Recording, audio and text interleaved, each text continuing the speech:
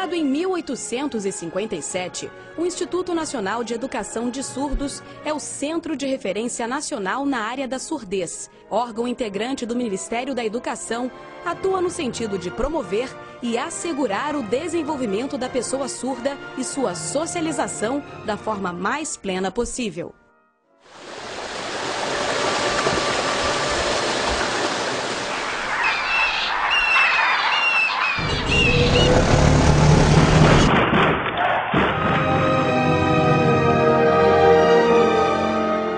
Imaginou se de repente o mundo ficasse assim? Cerca de 10% da população brasileira apresenta problemas auditivos e 2% só consegue ouvir sons muito altos, como a turbina de um avião. A preocupação com a audição deve começar muito cedo, antes mesmo do nascimento. É extremamente importante que a paciente, quando desejosa de engravidar, que ela procure o ginecologista previamente e ela realize alguns exames. Nessas consultas, a gente costuma avaliar a história familiar e faz alguns exames de sangue, urina, fezes. E nesses exames, a gente procura identificar algumas doenças. Doenças essas que podem causar mais tardiamente a surdez do recém-nato.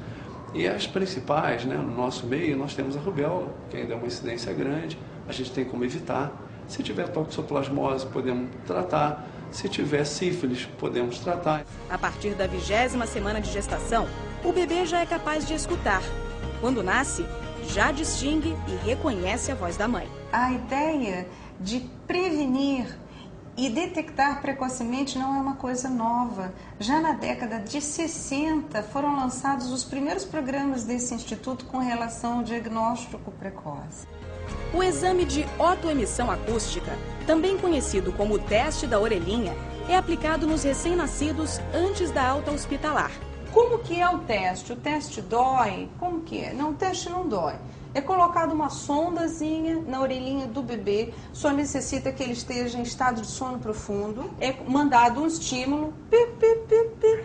Se a cóclea, que é o órgão que faz a gente ouvir, estiver íntegro e funcionando, ele emite um som de volta.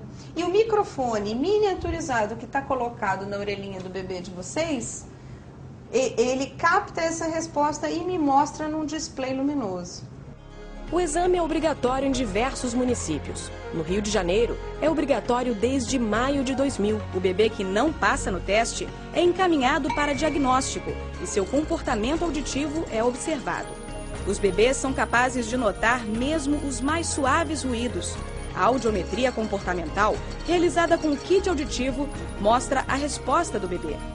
O exame Bera é outro teste associado a esta investigação. Eletrodos são dispostos como num eletroencefalograma e um estímulo auditivo é enviado para a orelha do bebê. Diversas ondas são obtidas e interpretadas. O diagnóstico da surdez é sempre muito doloroso para a família. Eu não aceitava.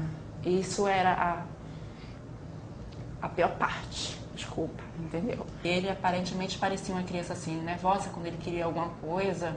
Ele tentava, assim, sei lá, se esforçar, mas não conseguia. Então ele tremia, assim. Foi o que me levou ao médico. Levei ele ao médico e o médico falou que ele não tinha nada de língua pegada. Aí quando ele me perguntou, ele ouve bem? Aí foi tipo um choque, porque eu estava tão ligada, preocupada em uma coisa, que eu não pensei que poderia ser a audição dele. Aí o médico fez alguns testes com ele, fez barulho na mesa, ele não correspondeu.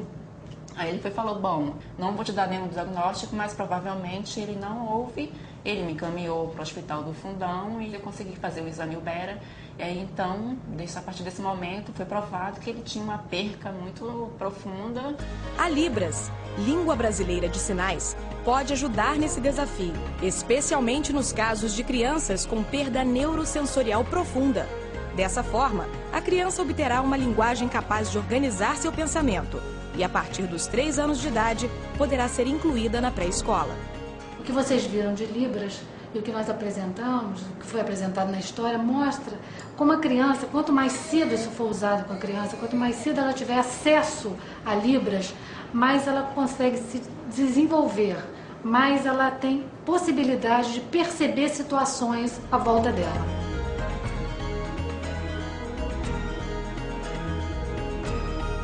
tinha que ter uma linguagem para comunicar com ele, né?